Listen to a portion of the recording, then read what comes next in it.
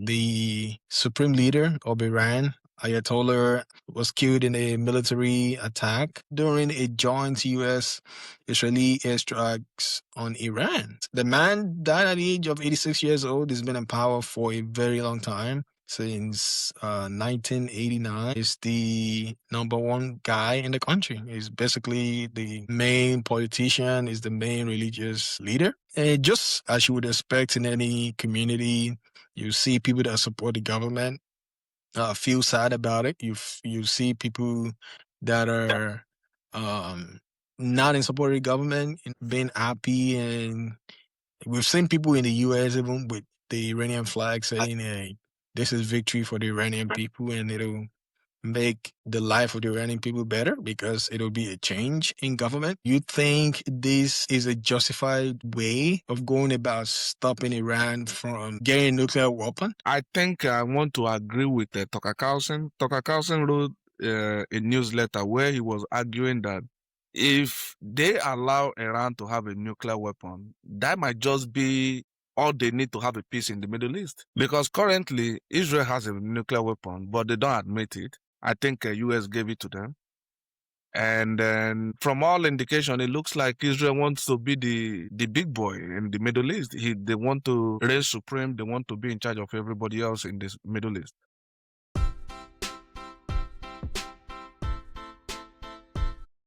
Hello, everyone. Welcome to the Y and E podcast. Thank you for joining us. And if you haven't subscribed, please make sure you hit the subscribe button, like, share, and engage with us in the comment section.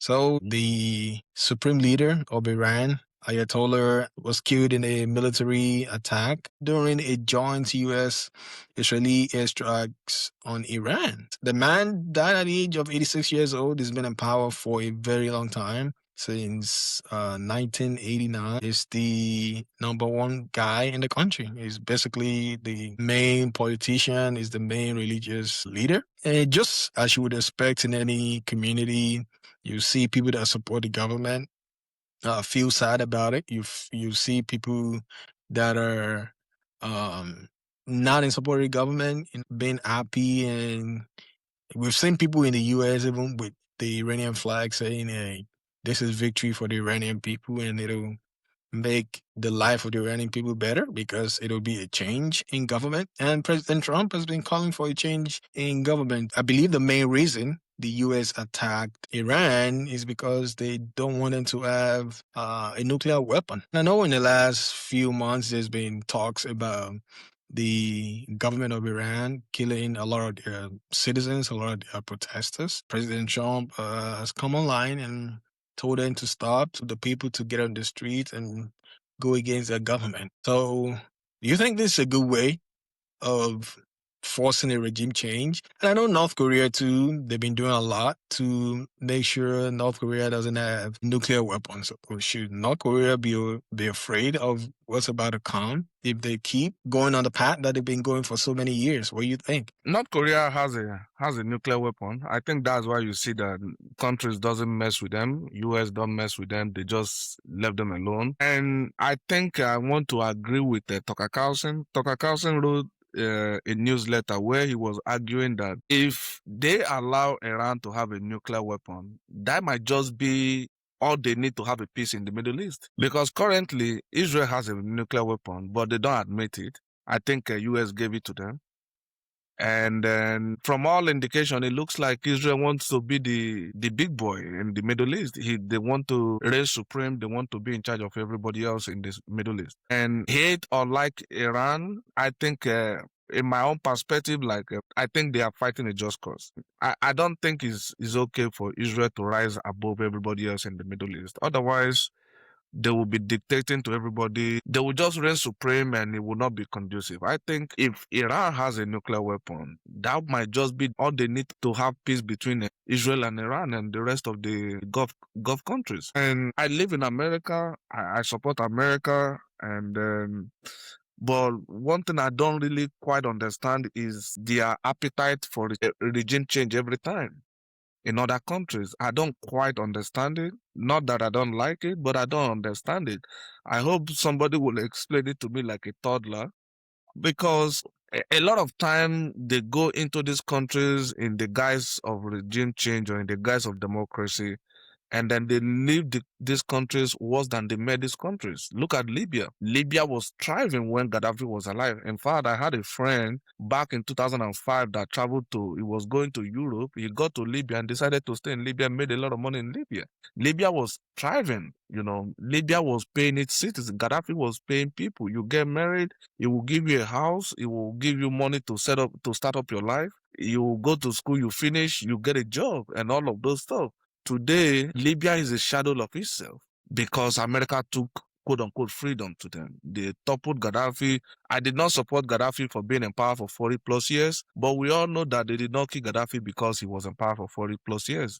They probably killed him because he was challenging the status quo. And the same thing happened in Afghanistan. The same thing happened in Iraq, where they said Saddam Hussein, had weapons of mass destruction. And then it turned out there was no weapons of mass destruction. President Bush, Tony Blair, Prime Minister of England, both of them did that very job, and today both of them are walking free. Both of them even admitted that there was no weapons of mass destruction. So today, America is in Iran, with Israel trying to topple the leadership of Iran. I don't support what Iran is doing to its citizens, killing people that are people that have a dissenting voice, basically lining them up on the street and unaliving them in broad daylight. I don't quite like it, but I think a country should be able to do what is in their best interest. And like I said, I don't really understand the interference of external powers in countries in deciding their futures. Yes, I definitely agree with you, but I don't want to believe it's only because of the nuclear weapon. I think it's got other things the general public are not aware of. I don't understand why the US will take him out because it's pushing to develop a nuclear weapon in this country. I honestly don't understand that. And like you said, if anyone out there can explain the situation better, yeah, I'm willing to listen. North Korea, they've been working on their nuclear weapon for a minute, and we haven't seen any of this aggression in North Korea. Is it because Iran is in the Middle East? That's why this is happening? Is this because it's in support of Israel, or because the U.S. wants to embolden Israel? Because it looks like Israel is basically the only supporter of the U.S. in that region. With the other countries in that region that have supported the U.S., but the relationship between U.S. and Israel is basically causing mayhem or instability in this region. And don't know what the solution would be. Because I've seen that Iran has also attacked some of the U.S. bases in that region as well. We've seen videos of the attacks. We don't know how true it is. We can't confirm the authenticity of the attacks, but video clips online is showing that the Iranian regime, they're fighting back too. They're sending their missiles, they're sending, their military equipment into buildings in Bahrain, buildings in countries that are in that region as well. So I think it's a bigger conflict than we are thinking about. And hopefully they can quickly come back to the negotiation table and figure out what needs to be done. Again, people are going to be hurt, whether they're collateral damages or property damages. People's lives are going to be impacted forever because once you attack a country, the country will also want to fight back. Or is this going to lead to the third world country? Is this going to be the end of the world for real? The story is just developing. We're going to be getting more information in the next few days. Yeah, I agree with you. For me, there is another thing I don't understand why Iran is trying to expand this theater of war, basically extending it to their neighbors. I don't know why they are trying to do that, because what you are trying to do is to enhance enemies. Because each of those countries you are hitting, whether you are hitting US base in those countries have a right to defend themselves or a right to retaliate. So what happens to Iran if all of these countries come together and say they want to retaliate? I don't think Iran can handle it. I'm not exactly sure what their strategies, what their exit strategies, what their off-ramp strategies. But for now, it looks like they are holding their side. But a lot of their projectiles are being intercepted. They are not really doing a major damages compared to what Israel is. Israel, like Israel or hate Israel, Israel defense force, those guys are very, very effective. The war hasn't even lasted up to 24 hours. There are some news outlets are reporting that their supreme leader has been killed in an airstrike.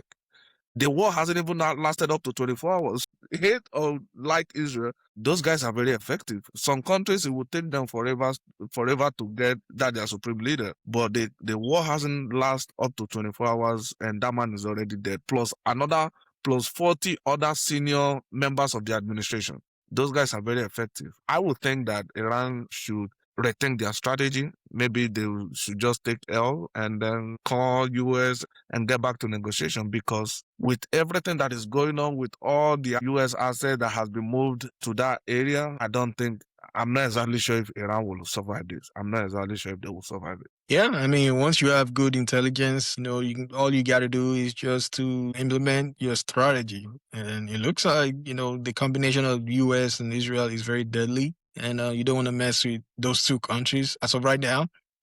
And I'm sure China and Russia, they're going to be taking notes. But it's just unfortunate just because a country is developing a nuclear weapon, another powerful country will come in and take out the leader. So I think it's much more complicated that the government is putting out there. I want to believe it's a lot more complicated than what we're seeing and what they're telling us. But, just looking at it from the surface level, the math is not mathing. So there's got to be a deeper reason. Maybe it's because of their oil. Maybe because the Iranian supreme leader didn't want to play ball with the US and Israel and the forced regime change. So it's sad. And hopefully it'll be a good thing for the people. We saw what happened in Libya, like you said earlier. We don't know what's going on in Venezuela. So it looks like the US is all over the world doing a lot of campaign, and I'm sure they're not going to be doing it for free. So it's got to be something in there. Maybe it's the Iranian oil. Maybe in Venezuela, it's the Venezuelan oil. Maybe in Nigeria, it's the Nigerian oil. So we'll never know until we'll start seeing what comes out of it. Yeah, we'll see what comes out of it. It looks like news are coming out that Iran has decided to close the Strait of Hormuz, where the major oil tankers and cargo ships pass through to boycott to go around Africa because of pirates. Will probably be buying gas tomorrow $4 or $5, the case may be, depending on where you live. This is, even if you are not directly affected, you will probably be affected indirectly. I think everybody should get back to negotiation table, because no matter where you are in this world, you will get affected. You'll be affected by this war. People in Dubai are paying the price of this war. They probably never anticipated that, it will get to their doorstep. People in Bahrain are paying for the war. People in Lebanon are paying for the war. Like I said, I'm not exactly sure what Iran's strategy is, but attacking everybody or sending missiles everywhere, I don't think is a very, very good strategy. I'm not exactly sure why the supreme leader was still in the country. Even though negotiation has been ongoing, why did they trust America and Israel so much that the supreme leader was still in the country, or maybe he was determined to die for this cause, but I'm not sure that is a very good strategy. So this is an unfolding situation. The campaign will probably last for, a very good number of weeks. We'll be here to update you every step of the way. Let us know what you think so far, who is winning and who is losing. Let us know, and we'll be happy to engage with you in the comment section.